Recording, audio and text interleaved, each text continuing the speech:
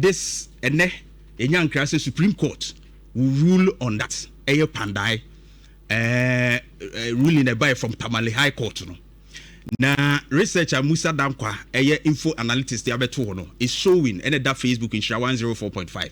Matthew Nyindam, NPP candidate, research nature say he's leading by 50%.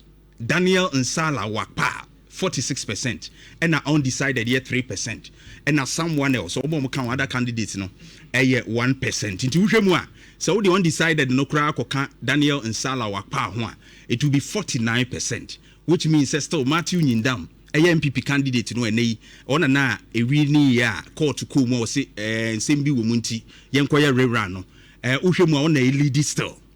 And so this is a message to the NPP. Say, Obi a young contest no say. I think this data is giving an indication say the land could be fertile for you. And no to me akuye di amamuti. Why say yenko yebe boycott yebe say? And for democracy intino contesting election no vital. You don't just give the open space.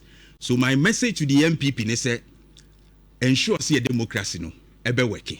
And this is a clear indication to you that things can work for you. You say to good morning.